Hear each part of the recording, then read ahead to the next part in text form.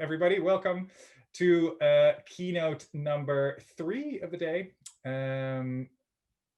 Dr. Mustafa Mekidesh, who was a former chairperson of the African Peer Review Mechanism of the African Union, a founding member and vice president of UNEP, and a whole range of other very important jobs that are all listed on the website. So we're very, very lucky to have him here as a keynote speaker. And because the talk will be in French, although Dr. Mekidesh also speaks excellent English, but for the talk will be in French, and that this is why Ms. Nuria Ibrahim will help with the translation and the moderation. So Nuria, over to you, and then after that over to, of course, Dr. Mekidesh for the talk. To give me this opportunity to give a speech about Africa Knows. And it's important for me because we have an African and Pan-Africanist point of view. I would like to give my speech in French, but the debate will be in French.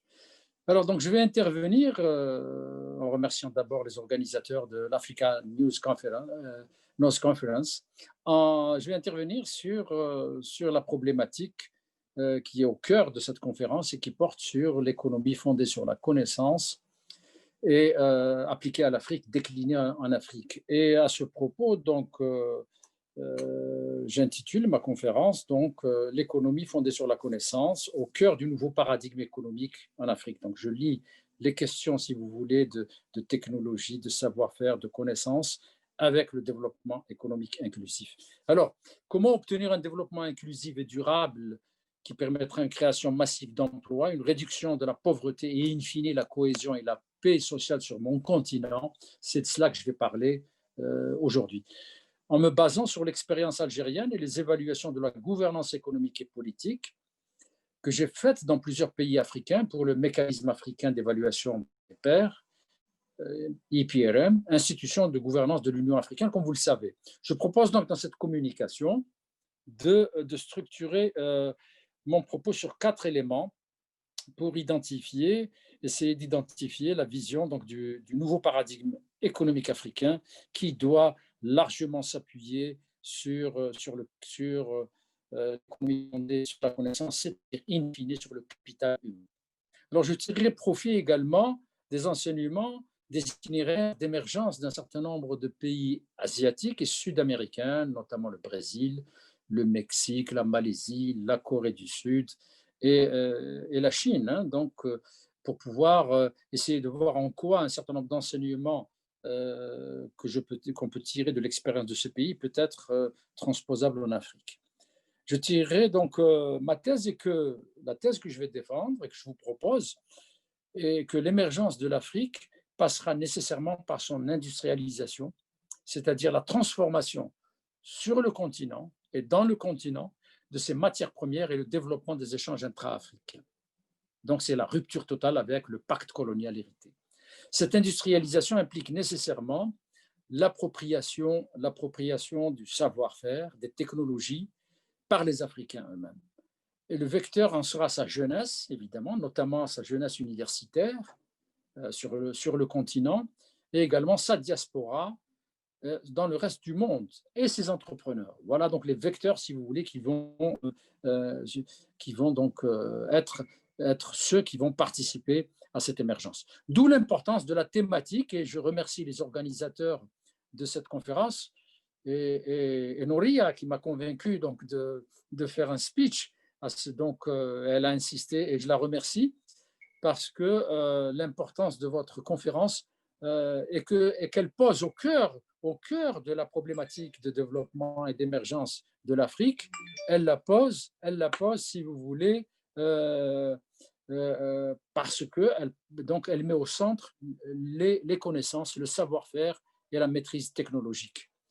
Et donc voilà, donc pour pouvoir relever les défis de l'émergence africaine. Alors dans ma présentation, il faut bien comprendre que le concept d'industrialisation est entendu au sens large, incluant évidemment les industries manufacturières, agroalimentaires, minières, mais aussi les industries de services telles que, par exemple, les industries numériques, bancaires et touristiques. En un mot, il s'agit de l'ensemble des activités économiques qui créent de la richesse donc en bien ou en service, et dans une perspective de développement durable et inclusif. Et l'objectif étant de parvenir à une croissance inclusive, robuste et résiliente, seule voie qui permet de réduire la pauvreté et de créer massivement l'emploi. Alors, comment se pose la problématique de la croissance et de l'émergence en Afrique?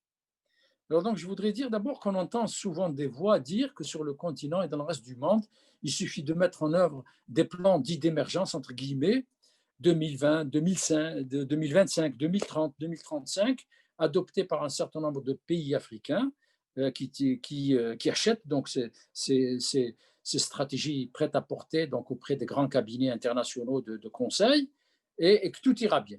Cette démarche a montré dans les faits ses limites et elle a été insuffisante et dans certains cas inappropriée pour prendre en charge les besoins, pour prendre en charge les lourds défis économiques et sociaux africains. Souvent, les équipes d'experts des grandes firmes multinationales qui conseillent donc, euh, ont élaboré et vendu ces stratégies et ont eu une lecture exogène et technocratique et in fine inopérante pour atteindre l'objectif d'émergence des économies africaines. On va voir pourquoi. Nous savons tous que la mondialisation contraint les trajectoires de croissance de tous les pays, que le mainstream de la pensée économique dominante structure les choix des politiques économiques à travers le monde, notamment en Afrique. Mais l'histoire économique contemporaine nous enseigne, nous dit autre chose. Ce que nous devons, et je vais citer un certain nombre d'exemples des pays donc émanant de pays qui ont réussi leur émergence. Par ailleurs, donc, on peut voir que les régulations internationales mises au lendemain de la Deuxième Guerre mondiale, notamment les institutions de Bretton Woods, sont mises à mal par ceux-là même qui les ont créées. Quelques exemples pour illustrer cela. Le sauvetage par voie budgétaire, c'est-à-dire en in fine l'argent public, du système bancaire international durant la crise financière 2008. Le contournement de l'Organisation mondiale du commerce, WTO, pour le règlement des différends commerciaux par le rapport de force, sans référence aux accords multilatéraux conclus. Et plus récemment encore, pendant la pandémie de la Covid-19 et la crise économique qui en a résulté, on a vu mettre la mise en avant d'approches de solutions qui sont éloignées, en vérité, des programmes classiques de sortie de crise néolibéraux.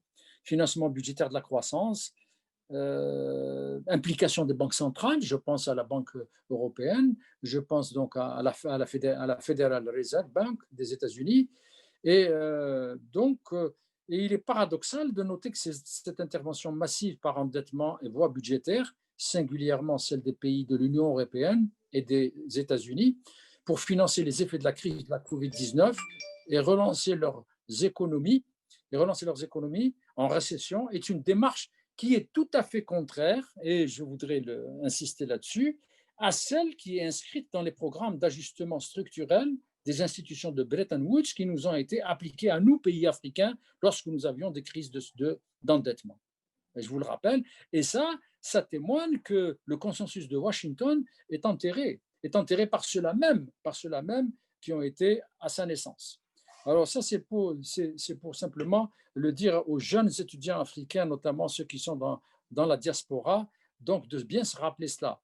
Et d'ailleurs, je les conseille à ce propos de lire ce qu'en dit l'ex-économiste en chef de la Banque mondiale, Stiglitz, dans ses livres. Donc, je donne une référence dans mon texte donc, qui a été envoyé et qu'ils pourront consulter pour pouvoir voir la bibliographie et bien examiner cet aspect des choses. Alors, c'est pour ça que donc, nous devrons avoir notre propre lecture de la croissance en tant qu'Africains et des voies à emprunter pour pouvoir donc parvenir à l'émergence. African Solutions for African Problems. Donc, à travers mon expérience en tant que président du panel des éminentes personnalités du MAEP et pour avoir évalué la gouvernance d'un certain nombre de pays, le Sénégal, la Côte d'Ivoire notamment, et supervisé d'autres, l'Algérie, le Kenya, le Soudan, Djibouti, j'ai appris que ces plans d'émergence proposés par ces cabinets internationaux dont je vous ai parlé à nous, Africains, doivent être pris pour ce qu'ils sont, c'est-à-dire une boîte à outils et un catalogue technocratique de solutions pour atteindre l'émergence, mais qui oublie assez souvent les attentes sociales des populations et même les besoins d'émergence du secteur privé local et la mise à profit et l'inclusion des élites africaines dans le processus d'émergence. Alors, l'implantation de nouveaux paradigmes de croissance endogène au continent est absolument requis, la première conclusion. Mais la question à se poser est comment sortir du modèle en vigueur et quels défis relever et comment faire. Alors, les itinéraires économiques des pays émergents d'Asie et d'Amérique latine nous apprennent deux choses. Le premier enseignement est qu'il y a 4 prérequis à réunir sans lesquels l'émergence restera problématique. 1. De bonnes infrastructures, y compris énergétiques et hydrauliques, mais également sanitaires, un capital humain éduqué, objet de la thématique du présent forum qu'il faut saluer d'avoir mis en exergue, des institutions solides, politiques, mais aussi économiques, en mesure de garantir le fonctionnement transparent des marchés, l'indépendance de la justice et la séparation de l'argent et de la politique pour réduire la corruption et la mauvaise gouvernance en Afrique. Et donc, ça, c'est un aspect qui est très important, la construction des institutions, donc, sur lesquelles j'insiste particulièrement. Là, et enfin, dernier point, la sécurité et la stabilité en faisant taire les armes, comme disent les experts de l'Union africaine, et promouvoir la paix sans laquelle il n'y a pas d'économie prospère, d'où l'importance du règlement de leurs conflits par les Africains eux-mêmes, au moyen des instruments mis en place par l'Union africaine. C'est la thèse que j'ai défendue à la deuxième conférence africaine sur l'émergence tenue à Abidjan en mars 2017. Je donne les références de mon texte. On est donc loin de la démarche standard des plans d'émergence exogènes et prêts à porter, vendus aux pays africains par les grands cabinets internationaux.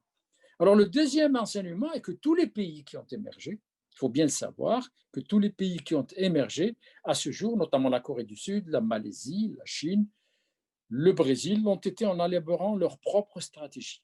De plus, deuxième élément, ils se sont appuyés sur le dynamisme de leur secteur privé national et leurs élites locales et leur diaspora, en partenariat évidemment avec les grands groupes internationaux qui dominent les chaînes de valeur mondiales.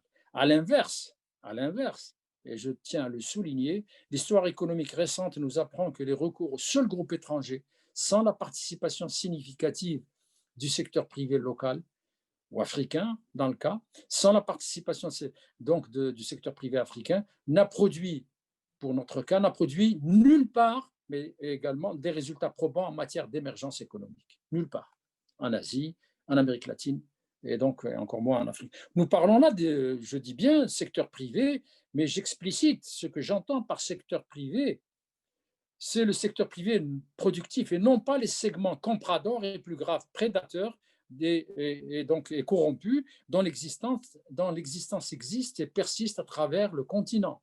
À ce sujet, j'ai constaté à travers mes évaluations, et je tiens à vous le dire, l'évaluation des pays africains, dont j'ai parlé tout à l'heure, que les gouvernements africains ne soutiennent pas assez de ce point de vue-là leur secteur privé respectif, en construction fragile et soumis de plus à une compétition féroce avec les entreprises du reste du monde, notamment européennes d'ailleurs, plus outillées et mieux accompagnées.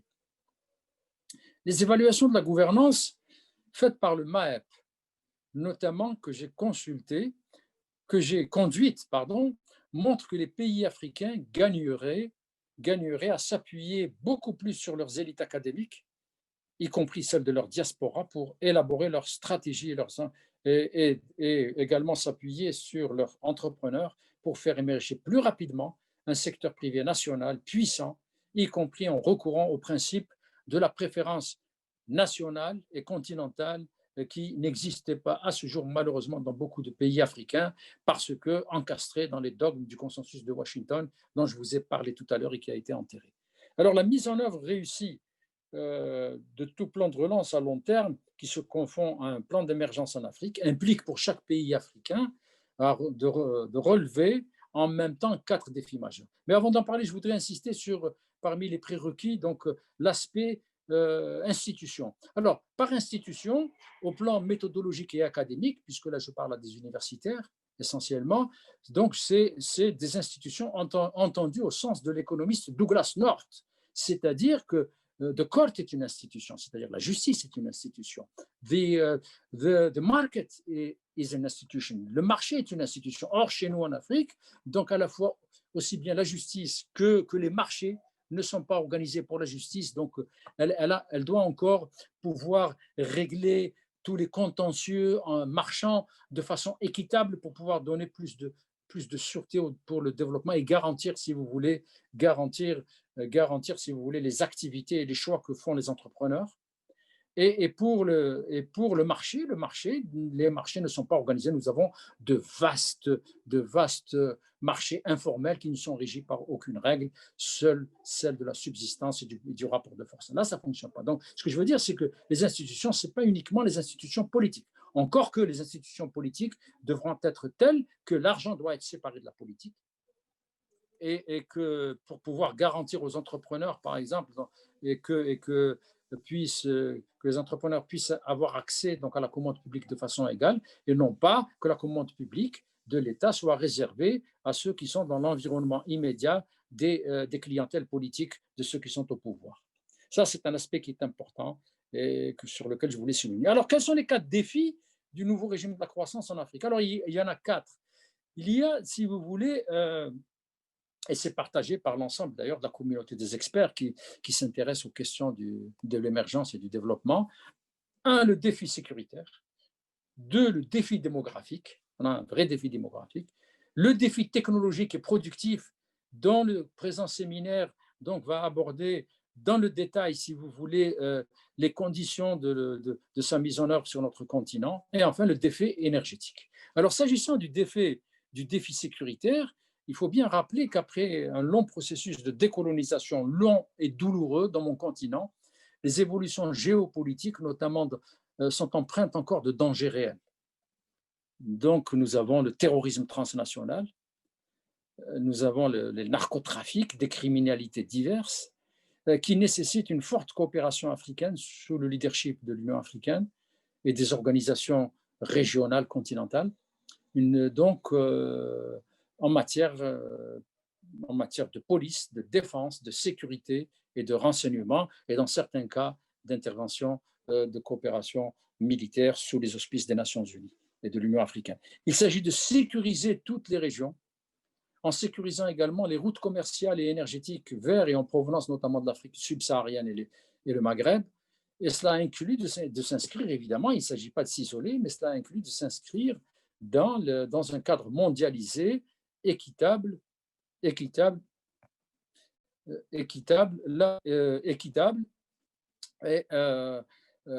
avec l'Union européenne, avec les États-Unis, le continent américain, avec la Chine, avec la route de la soie qui se met en place et qui est vertueuse dans certains cas, et dans la plupart des cas d'ailleurs, l'Inde, la Corée du Sud, le Japon et d'autres pays, et l'Amérique latine. Donc, voilà donc, ce qu'on peut dire. En présentant une démarche africaine unifiée, avec la création du marché de libre-échange africain, qui n'est qu'un premier élément structurant. Alors, deuxième défi, le défi démographique.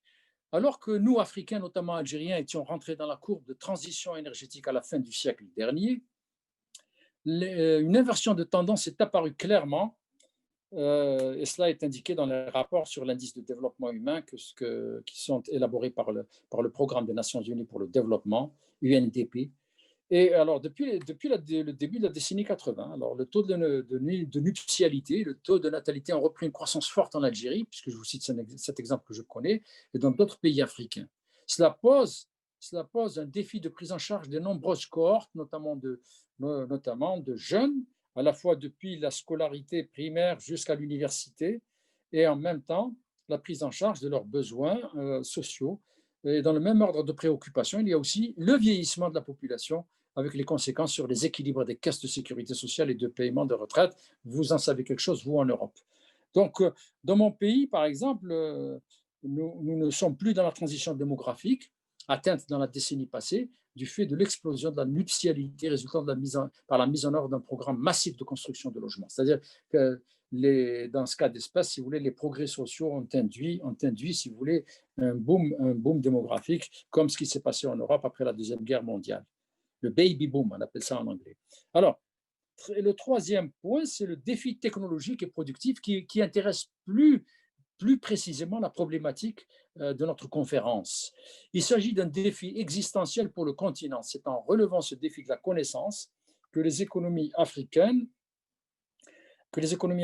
pourront construire des systèmes productifs à même de couvrir d'abord les besoins de nos populations, en transformant sur place une part des matières premières et les productions agricoles au lieu de les exporter en l'état. J'étais en Côte d'Ivoire, où quand j'ai évalué la Côte d'Ivoire, qui est l'un des premiers producteurs mondiaux de cacao, avec le Ghana d'ailleurs, donc j'ai vu que les tablettes de chocolat étaient à des prix européens, c'est-à-dire que c'est le même prix que vous trouvez donc à Amsterdam et à Paris, de la tablette de chocolat, que celle que vous trouvez à Abidjan. Et j'ai demandé pourquoi. En vérité, c'est simple, parce que cette tablette de chocolat, en vérité, elle est produite en Europe, c'est-à-dire que le cacao part en Europe, il est transformé, et puis ensuite, le produit final revient en Afrique à des coûts évidemment, à des surcoûts. Ça, c'est un exemple, simplement pour illustrer mon propos. Et donc, on doit transformer sur place nos productions agricoles, minières et naturelles. Et les ressources humaines et les ressources naturelles existent, elles sont là. Il faut simplement développer les savoir-faire, les know-hows et l'esprit d'initiative pour transformer ces dernières en richesse matérielle au profit des populations, B2C, business to customer, et des économies africaines, donc business to business. Et c'est là, à mon avis, que des espaces de coopération entre les pays du Nord, notamment donc les pays européens et le continent, doivent trouver des pistes et des opportunités nombreuses. Mais cela ne peut se faire que si les rentes de nature diverse, c'est-à-dire que ça ne peut pas se faire si en Afrique nous-mêmes nous ne faisons pas un certain nombre d'efforts en faisant en sorte que les rentes de nature diverse soient asséchées, car leur utilisation comme source d'enrichissement induit et rapide par des clientèles, si vous voulez, a un effet d'éviction sur l'effort productif et donc sur l'émergence d'entrepreneurs efficaces et capables de soutenir la féroce compétition internationale. Ces robinets de rente, profitant du mélange de l'argent et de la politique, sont source de corruption, voire de prédation, qui empêchent l'émergence d'économies diversifiées et compétitives sur notre continent. Les différents rapports d'évaluation de la gouvernance des pays africains élaborés par le MAEP l'indiquent clairement. Je vous ai donné donc les sites de l'African Peer Review Mechanism du MAEP, et vous pouvez donc prendre connaissance de ces rapports d'évaluation de la gouvernance politique économique des pays qui en sont membres. C'est de plus un passage obligé pour construire des marchés transparents et efficaces, considérés comme institutions au sens de Douglas North, comme je vous l'ai dit, en lieu et place des marchés informels peu efficients dominants en Afrique. En d'autres termes, cela implique une compétition ouverte, loyale et transparente, ouverte et également et ouverte. Et cela implique que l'on s'appuie sur l'économie fondée sur la connaissance, adossée à une digitalisation plus large et plus rapide de la société et des entreprises, et la promotion de l'innovation en Afrique à travers notamment ces centres de recherche et ces universités qui sont maintenant nombreuses. Et cela doit être accompagné par les pouvoirs publics, en partenariat avec les systèmes universitaires du monde entier, notamment européens, et notamment celui qui a organisé cette conférence, qui est une manifestation concrète de ces échanges, et je lui rends hommage. C'est parce qu'elle est source d'externalités positives sur les systèmes productifs africains, en améliorant leur productivité, leur compétitivité par la maîtrise technologique et l'innovation qui vient du savoir et des savoirs au sens large. Un autre élément majeur de la stratégie est la création des conditions pour obtenir une émergence plus rapide et plus forte du secteur privé en Afrique, y compris celle de champions africains, c'est-à-dire de grandes entreprises africaines qui vont donc dans les chaînes de valeur internationales. Et si ce défi n'est pas relevé, nous voyons mal comment le processus de production affiché de biens et de services industriels et énergétiques, conventionnels ou renouvelables, quand on parle de l'énergie, peut être mis en œuvre pour produire des effets industrialisants et créer de l'emploi pour les primo-demandeurs africains. La création de la zone africaine de libre-échange facilitera le commerce intra-africain de nature à soutenir une croissance durable et à créer de nombreux emplois. Et donc, il s'agira donc de vendre au reste du monde, non pas nos matières premières, et d'y importer les produits finis, mais de les transformer sur place Et cet accord de libre-échange va effacer 107 frontières douanières sur le continent avec des normes et des tarifs différents, créant ainsi un marché unique de 1,3 milliard d'habitants, estimé à 2300 milliards de dollars. Le continent pourra alors inverser cette image persistante héritée de la colonisation de pourvoyeurs de matières premières pour le reste du monde et ne tireront pas profit des externalités positives de cette dernière. Alors, il y a aussi le défi énergétique. La construction de la sécurité énergétique et l'engagement dans la transition énergétique en Afrique sont deux actions permanentes et prioritaires, donc permanentes et prioritaires, et qui vont aller jusqu'au long terme et qui ont un impact sur l'évolution favorable du cadre macroéconomique des pays du continent. Par ailleurs, il est un élément stratégique de solution pour relever les trois premiers défis dont j'ai parlé plus haut. Et le gap énergétique africain est un handicap très sérieux pour le développement inclusif du continent. C'est ce qui ressort en tout cas des conclusions du 4e Forum international sur les perspectives africaines, organisé par la Banque africaine de développement et le Centre de développement de l'OCDE sur la question. Et c'est leurs chiffres que je cite. Alors, donc, l'Afrique a ainsi la plus faible couverture des besoins énergétiques par rapport au reste des autres continents. Ça, il faut le savoir. Et ensuite, on peut dire que là, c'est Siri qui me fait des problèmes. Alors, donc, ce qu'on peut dire, c'est que l'Afrique a le plus faible. Alors, ce qu'on peut dire, c'est que je m'excuse de cela. La technologie, comme quoi, elle pose des problèmes quelquefois.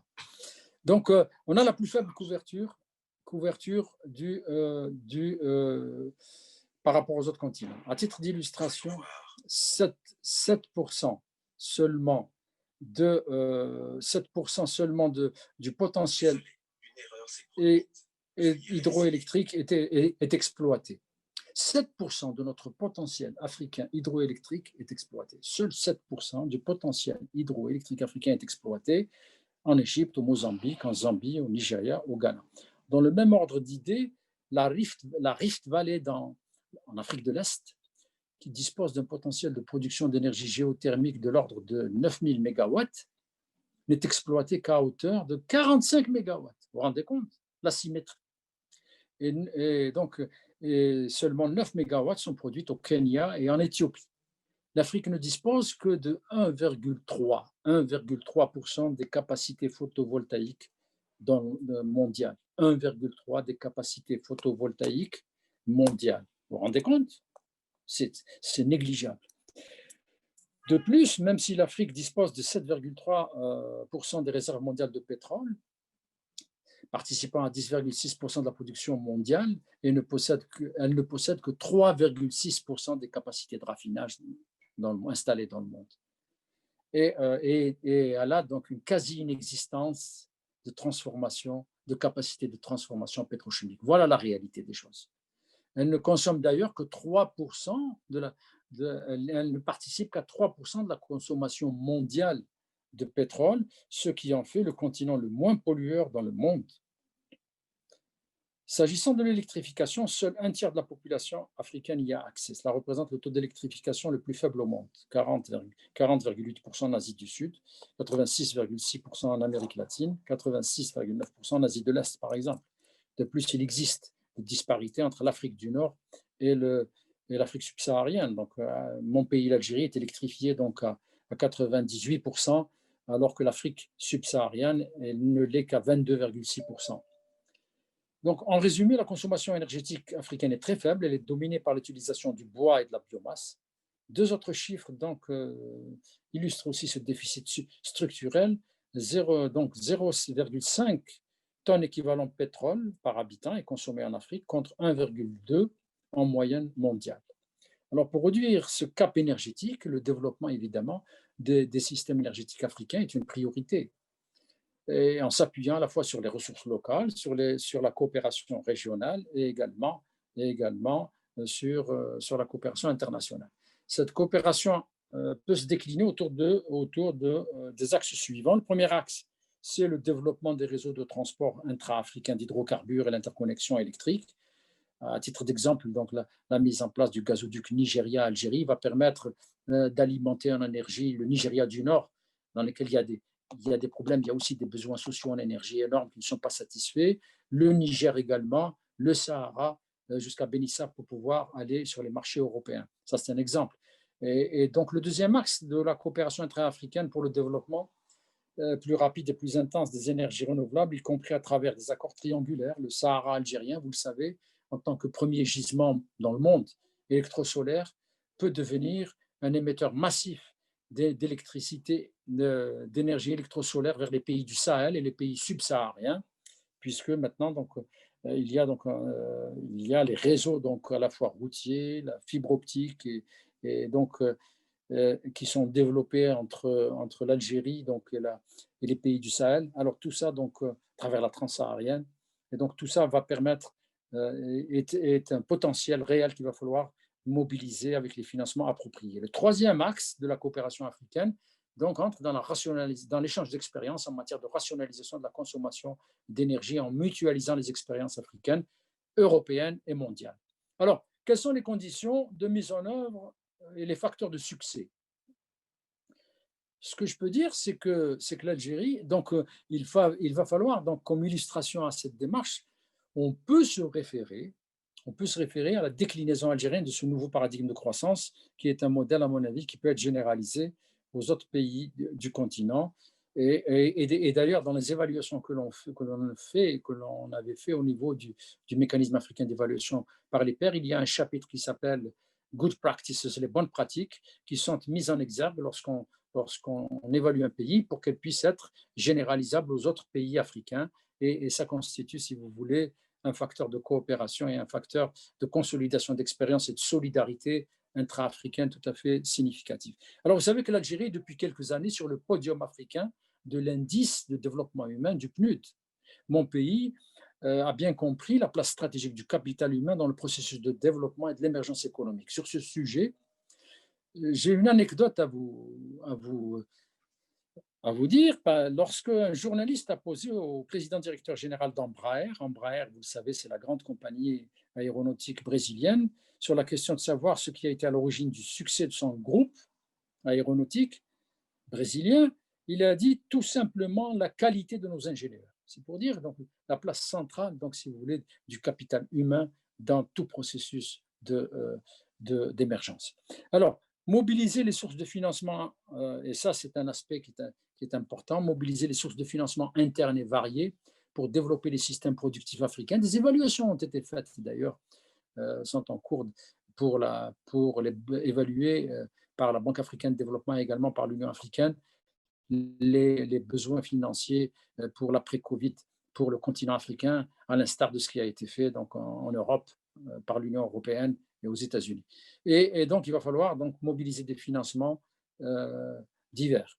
Et ça, c'est à la fois pour le court terme, pour sauver les entreprises africaines qui ont souffert, et également l'ensemble des activités informelles qui ont souffert, si vous voulez, du Covid, mais également pour s'inscrire dans une émergence de long terme. Et donc, on pourra, donc, à ce propos, sur le plan énergétique, il va falloir donc, soutenir donc,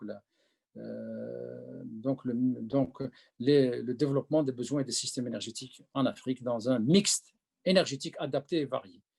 La mobilisation financière s'appuiera sur toutes les sources, l'épargne interne, la coopération régionale et continentale, les crédits concessionnels et bilatéraux, et le financement des institutions internationales et continentales. Développer le tissu d'entreprises africaines de toute taille. En matière d'entrepreneuriat, il faut à la fois soutenir les micro-entreprises, les start-up et l'émergence des grands groupes industriels et financiers africains. Il y en a quelques-uns, mais c'est faible par rapport, si vous voulez, donc à la fois aux besoins du continent et également aux besoins des marchés mondiaux et des chaînes de valeur internationales.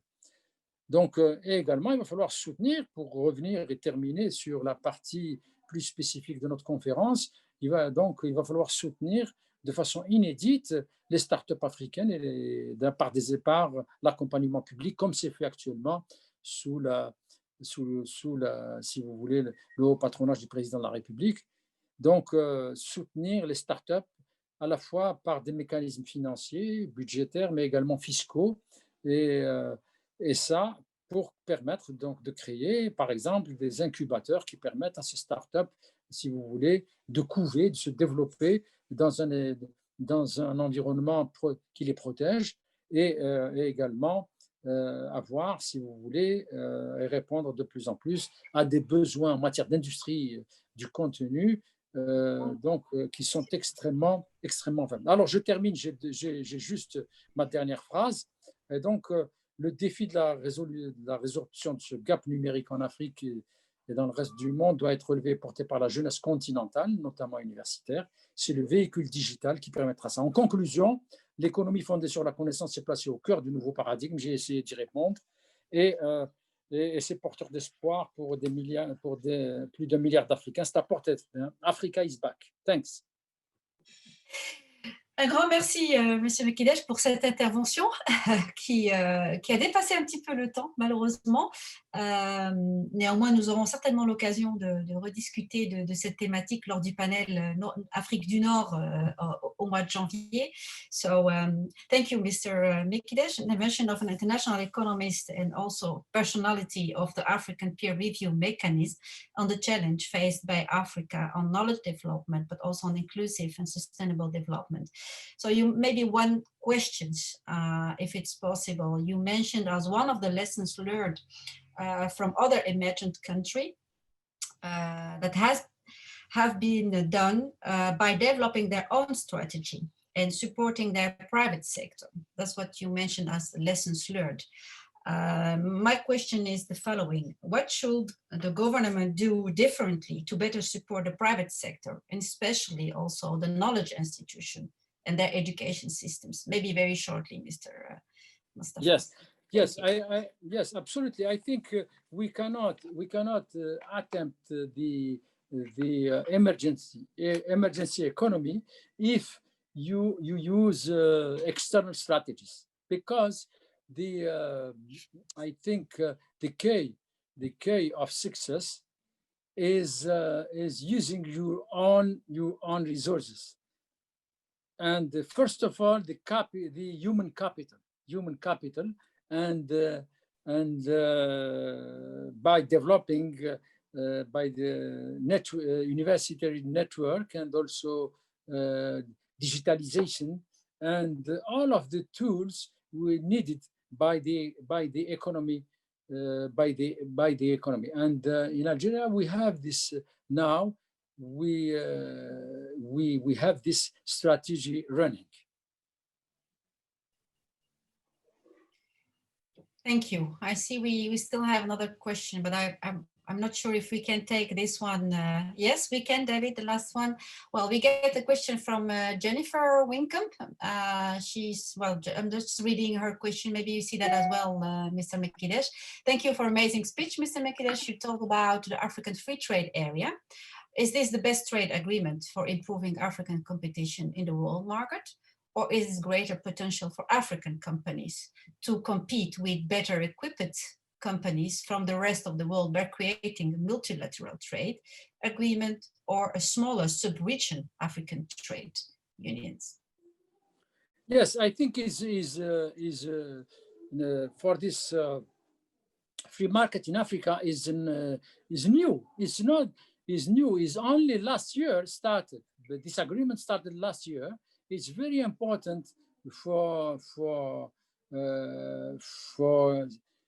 our firms and enterprises in Africa because they have larger market, continental market, without barriers, custom barriers, and I think it's important for the integration of our continent. And it's not